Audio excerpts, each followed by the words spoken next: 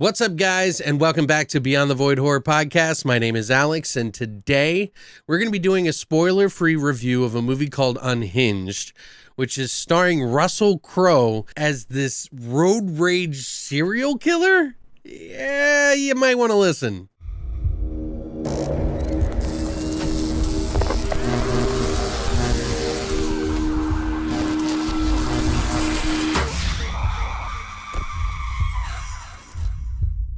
So I just got done watching Unhinged, and holy fucking shit, this movie, man. This was a ride. I'm just going to tell you right up front, I really enjoyed this movie, and it's just one of those things that you're just like, oh my God, I can't believe this is happening. But this is technically considered an action thriller, which is totally appropriate, but I think it's very appealing to people who like horror movies, who may like serial killers, or just killers in general.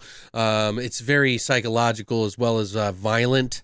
There is a lot of violence in this movie, so that should be pretty appealing to our guide. So what is Unhinged? Well, Unhinged is about a altercation that happens on the road with a woman and her son, where she's late to get to work and she's lost her job, and all these things happen that put her in a bad situation where she's in a rush, and she's trying to get to this kid's school. She gets stuck behind this man, and this man is not the kind of man that you want to lay on the horn with. That man is Russell Crowe, who has just killed a bunch of people. And yeah, he asks for her to apologize for laying on the horn instead of a courtesy tap. And she doesn't. And a lot of bad shit goes on. It is a stalk and kill situation with a road rage guy. And Russell Crowe does a pretty damn good job of being pretty fucking scary.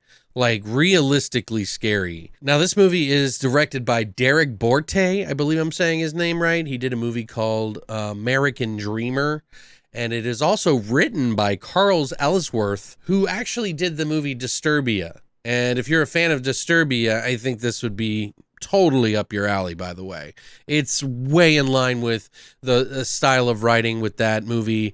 It does get a little silly from time to times, but not too much. Like, there is some things in this movie that I was like, we were telling each other while we were watching it on the couch, like, oh, she needs to do this, and she actually did it.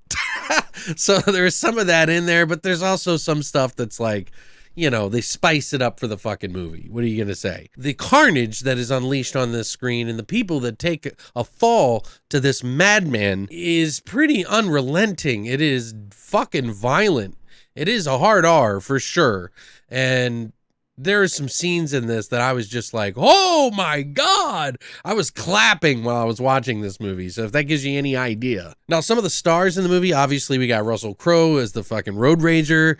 We've got the mom, who is Karen Pistorius, who is in Mortal Engines. We also have Gabriel Bateman, who played Andy in the new Child's Play movie. It's a good kind of mix. Like, I feel like these actors are all really good together, and I think they do a good job. The acting was pretty strong, and what I would expect from this film. But it is a way more violent than I expected this movie to be. Something also that I liked about this movie that I think that it did well is that it kind of makes you nervous about ever laying on the horn for anyone, because you just don't know who the fuck and what kind of crazy fuck that you're dealing with. Plus, it deals with like other things like your cell phone and like, what would you do in this situation? And all those things, and putting yourself in that position are all really great things to have in your mind when you're watching these kind of movies, because it just excites you. So, and I think this movie does that well. This guy follows him from one situation to the next and gets, you know, you think it's going to go this way and it goes the other way. And then just out of the blue, just whoom, just, it's hard to explain without spoiling it for you, but you know, there's not really a huge story here.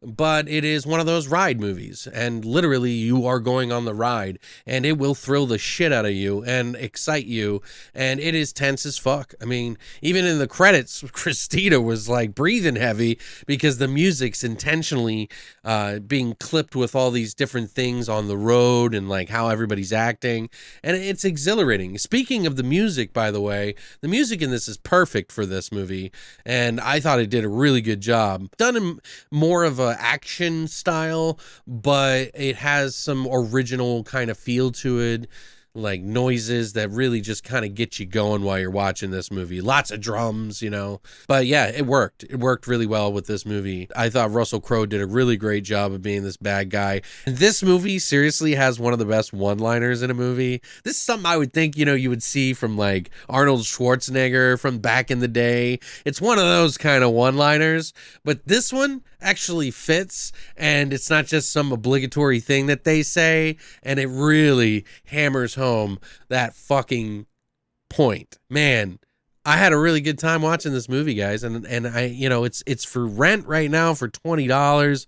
My God. I mean, at least I feel like it was money well spent, I guess. But I wouldn't be like eager myself to spend $20 and if I couldn't own it. You know, I really think that they should have given the option to buy it. I didn't see an option to buy it, so we just rented it. But I think you should check it out.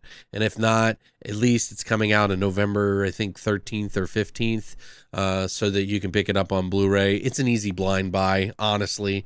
Like, we're buying it. Like, I gotta have this movie. This is a movie that I could watch repeatedly every year because it's just one of those rides.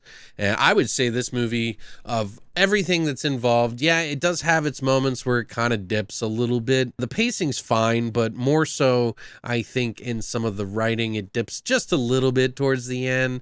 But ultimately, this is probably a best case scenario for a road rage movie. And I honestly wish that I could see more movies like this because it's just kind of like a release. I don't know. It's crazy. But I would say 8.5 on this movie. It could be more or less for some, but it is a solid film, above solid film for me, because 8s are usually solid.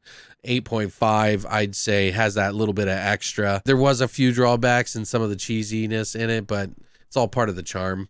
I think you should check it out. If you're a horror fan, you like stuff like this kind of, you know, stalk and kill kind of things, it is pretty fucked up. And Christina and I were both like, oh my God, I can't believe they went there. If that says anything to you, but at least you guys know about the movie. I know it came out in theaters and some people got to catch it, but man, this is definitely one of those movies that I would highly recommend. But other than that, guys, thank you so much for coming by.